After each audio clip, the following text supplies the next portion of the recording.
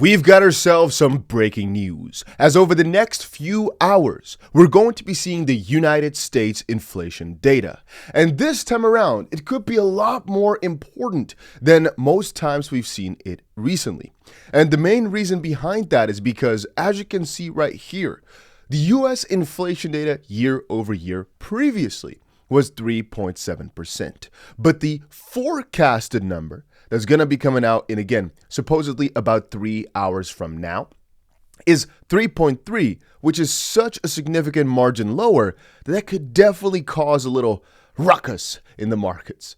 Core inflation, similarly from 4.1, also down, but in this case, you're only down to 4%, so not that drastic of a change. But as we all know, the inflation data usually has a pretty big effect on markets, crypto markets, forex, stock markets, all alike. And so usually we just watch out for this quite carefully, especially if it's such a big shift, going from 3.7 to 3.3%. And if it deviates from that, again, expect some even more volatility. If you haven't done it yet, by the way, make sure you press that like button. And I'm going to tell you something. I've actually been getting more and more into altcoins already. I told you before, in a bull market, what we always go for, right, is we go at the start, Bitcoin, and then slowly layer our way down towards riskier altcoins. I've been sharing some altcoins over on Twitter, sharing them in these videos. But one of the ones I've actually bought a pretty good chunk of is Optimism. It's actually interesting, but when I was over in Taiwan, there were a lot of people that were so heavily invested into Optimism, and I almost had zero exposure. They basically told me to look into it, and then I noticed, hey, that was basically the same time I went a little bit bigger on Solana as well. They told me, hey, just take a look at different projects that are launching on there. And even though today is not generally a good day across the board, BitGet's token is one of the best ones at plus 12, but a lot of tokens are also down 12%, which is pretty wild. Anyway, if you, for example, take a look at Ethereum's success, many of you guys will point out 𝗕𝗘𝗪𝗏 and how things are manipulated, but generally speaking, the value proposition with Ethereum is that it's a platformer, and the value is derived from whatever's launching on there. So now, if you consider that, what have we got for Solana? What have we got for Optimism? Well, Solana's got a couple of really big things launching on there. Just take it from the venture capitalists that people are very, very excited to see some projects launch on Solana that are very, very hard to get into with some proper backing. And so even though we had so much FUD from the whole Alameda FTX situation, this excitement is bringing a lot of VC money to Solana because they know if these various different things launch on there, it basically gets the same value proposition as ETH, where even though TVL might not be the craziest, does it really matter? TVL is total value locked, meaning the amount of money locked on your platform. I don't think that's what it's about. It's about the excitement that people feel for something, not necessarily how much money is stuck inside that system.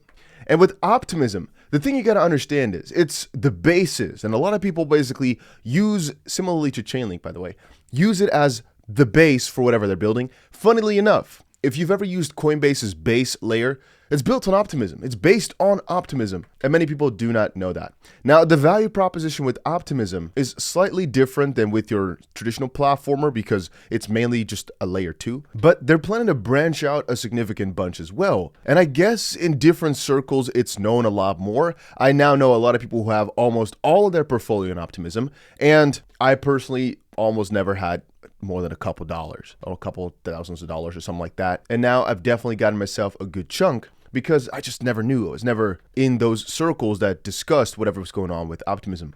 And with Chainlink, I think the value proposition is pretty obvious. Chainlink, what they do, if you did not know, is they provide Oracle.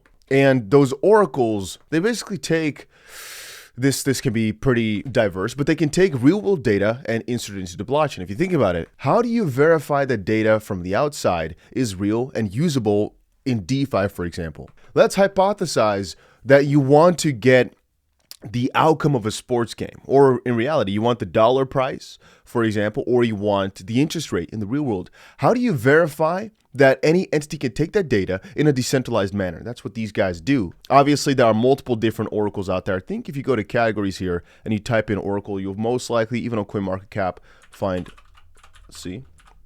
Okay, maybe perhaps, yeah, here, oracles. You'll find that there are a ton of them, but Chainlink is just the top of the top in their game.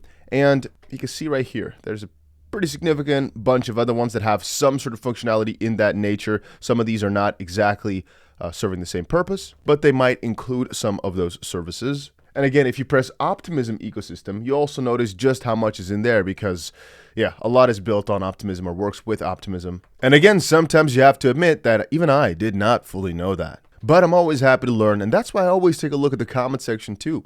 Many of you guys think your comment serves no purpose. But let me tell you, I read every single comment. There's no comment that slips by me. The only problem is there's just so much spam. So I don't reply to everything, but I see everything. And whenever you guys have suggestions, right, Dusty, look into this, look into that, I always do. The only problem is about 90% of the time, perhaps more, it's just somebody trying to pump their own token that's really garbage, 2000th position.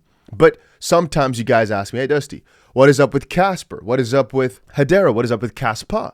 And then I look into it, I'm like, hey, wait a minute, oh, wow. Oh. And sometimes you change your mind. Sometimes you change your investment strategies purely based upon what people are telling you to look into, because there are just so many thousands of cryptos out there. You can research them forever. Sometimes you need somebody to push you in the right direction to see which project has the craziest of updates right now, right? I mean, every single coin in this list right here has a value proposition as to why it's a good one to buy right now. But what we're looking for is the one that's going to do best in the short term. So you got to look for that edge. And as I've stated 1,000 times before, the reason I think many people will get, or I should say the method I think many people will get extremely wealthy, is by being in Discord, talking to all these people that look for specific details. In a bull market, announcements matter a lot. In a bear market, they don't matter at all, because most companies, they don't go for announcements as it doesn't move the price. In a bull market, generally speaking, though, it does quite a lot. And so people that are in Discord looking at these projects, seeing their updates all the time, I think those will have a crazy good advantage, or on Twitter for that matter. And that's why I always take those comments seriously too, because very often people know something that's happening with a project that I didn't really have any link to. It's extremely difficult to keep up with every single crypto project out there, as there are thousands upon thousands. And as you understand, I will know many that you do not know. Vice versa, I think you, if you're watching this right now, will know a couple of crypto projects and might have caught yourself an update or two of a project that I've never heard about. So it's always important to share this information, share this knowledge. That way we can make the most informed decisions. And that's why I always appreciate people asking me, hey, what do you think about this? They're doing something pretty crazy. And that's usually how you get your first introduction to coins anyway. When a person says, hey, these guys are doing something wild, take a look at it. And again, if only you had infinite time, you could look at every single coin in depth, but there are just too many of them, and too many of them serve the same purpose and do it well. That's another thing people ask me all the time. Which coin is going to be the number one? Which coin is going to be best? And I keep telling you, every single coin has a certain value proposition. So that an Ethereum, for example, in some way, shape, or form is better than Bitcoin. But Bitcoin can be better than Ethereum depending on what you classify it on. XRP can be better in a lot of ways, but again, if you're looking at store of value, then perhaps Bitcoin does actually serve the purpose better. Then again, Monero is better for privacy. Then again, if we're talking about these oracles, Chainlink does do it better because another platform might not do it. Or if we're talking about meme potential, your Dogecoin and your Shiba Inu are definitely better. If you're talking just about gain potential, there's probably a coin on the 2000 position that would be better, and so forth and so on. If we're talking layer 2, yeah, a lot of coins are not layer 2s. So if you want scaling solutions, perhaps the coin you like a lot can't do that or is not served for that. For that reason, it's nearly impossible to say a number one or your favorite coin, because they all have a different reason as to why they would or could be amazing. Yeah, those are my thoughts right now. That's going on today. And I'll probably catch you guys a little bit later again with another update.